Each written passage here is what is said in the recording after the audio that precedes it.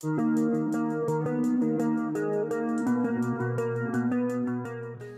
akan coba ringkas dengan melihat tayangan dulu Bapak. Silahkan.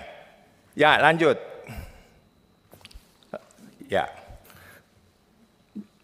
Ini adalah panel milik warga. Dipotong, dirusak. Ya, lanjut. Dan itu tadi meternya diambil, ini meteran air diambil baru-baru saja dipotong. Bayangkan Bapak hidup di apartemen tanpa listrik, tanpa air, hanya bersandar kepada tetangga. Minta tolong kepada tetangga menarik kabel dari tetangga. Dengan segala hormat Bapak, sungguh saya berterima kasih kalau Bapak Ibu berkenan sowan ke sana, mampir ke sana barang 10 menit saja. Lanjut. Setelah itu digembok. Ini adalah milik warga Bapak. Undang-Undang 20 nomor 2 tahun 2011 dengan jelas ada pembagian hak. Pertama adalah hak perorangan, yaitu unit yang dikuasai. Yang kedua adalah hak bersama. Dan itu bukan punya orang lain. Itu adalah punya warga. Diatur per NPP. Nilai perbandingan proporsional. Lanjut. Mari kita lihat Bapak. Ini ada bukan puluhan, ratusan satpam. Kalau saya tayangkan semua gambar mengerikan, tetapi saya ambil beberapa angle yang cukup bagus. Lanjut. Ini adalah bukti bahwa ada yang namanya, ini Kapolsek, yang namanya capital violence di Geraha Cempaka Mas. Seorang Kapolsek, bahkan ada Kapolres, tetapi tidak saya tayangkan karena beliaunya sudah jadi jenderal, rasanya tidak pantas. Apa tidak tahu bahwa pemiliknya adalah kami? Apa tidak tahu bahwa mereka adalah orang luar? Apa tidak membaca undang-undang? Dulu sekolah polisi di mana? Polisi saja datang, masuk pekarangan orang, harus minta izin. Kalau toh karena dinas harus membawa surat perintah. Ini dilindungi oleh undang-undang. Mari kita lanjut. Setelah itu Bapak, mereka masuk ke koridor-koridor, ke emperan-emperan kami.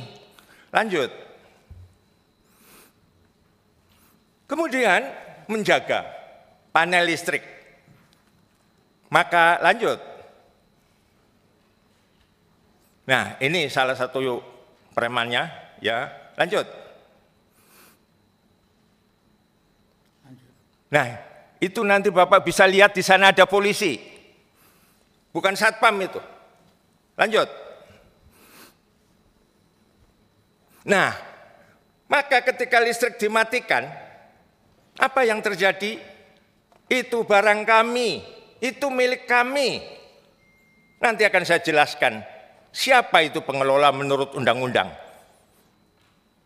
Dan setelah dorong-mendorong, ini lanjut. Mereka kemudian menjaga berbulan-bulan, tidur di koridor, di emperan rumah kami. Bapak, perkenankan saya mengetuk hati nurani panjenengan semua. Ini republik yang didirikan sebagai wadah dan alat bersama bagi segenap warga bangsa. 5 km dari istana. Dan ini hanya 5 km dari istana, Bapak. Sungguh menyedihkan. Terus lanjut biar tahu. Ini lanjut. Lanjut. Lanjut. Oh, tunggu dulu, itu dulu sebelum ini.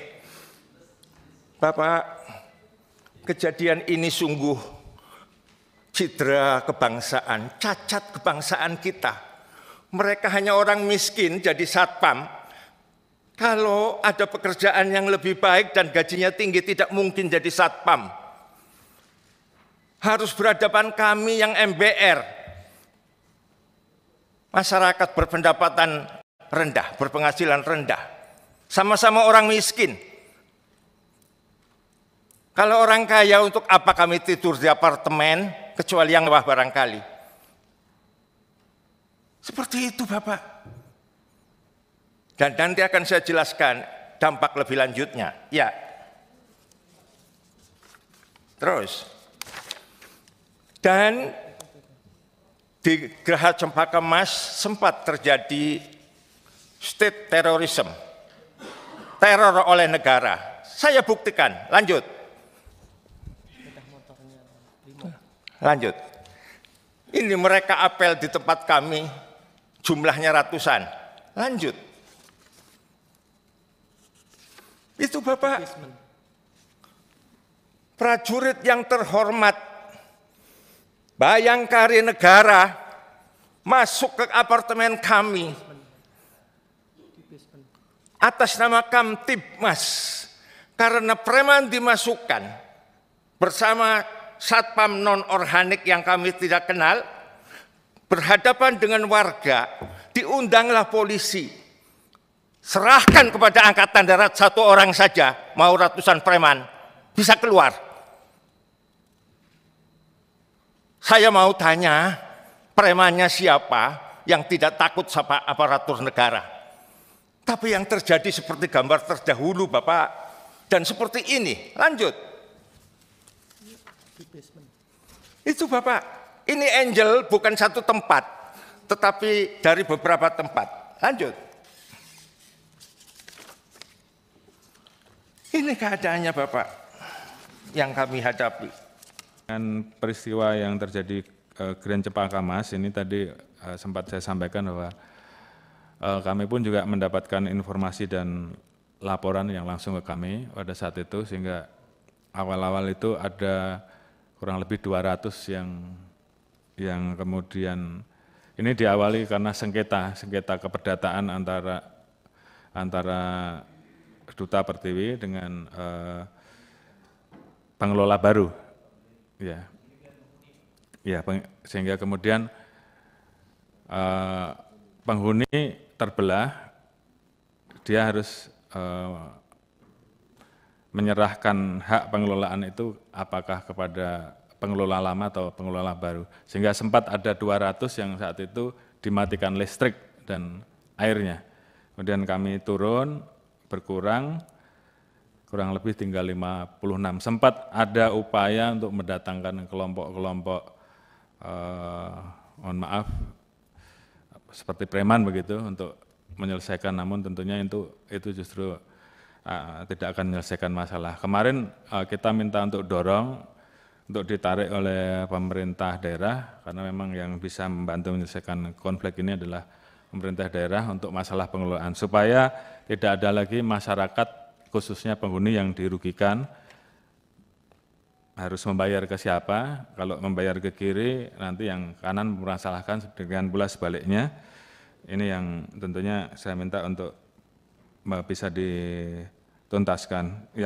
Yang penting adalah bagaimana agar penghuni yang tidak tahu apa-apa ini kemudian dirugikan, ini yang kita tidak harapkan terkait dengan konflik yang terjadi. Memang ada aturan yang kemudian menimbulkan permasalahan yang mungkin apakah itu perlu diperbaiki atau tidak, tapi ini mungkin bisa terjadi di tempat-tempat lain Pak, dan tentunya ini juga segera harus ada solusinya terkait dengan regulasinya. Tapi restoratif dan kemudian upaya untuk segera menyelesaikan ini dengan tidak menggunakan penghuni, tidak merugikan penghuni akan terus kami lakukan.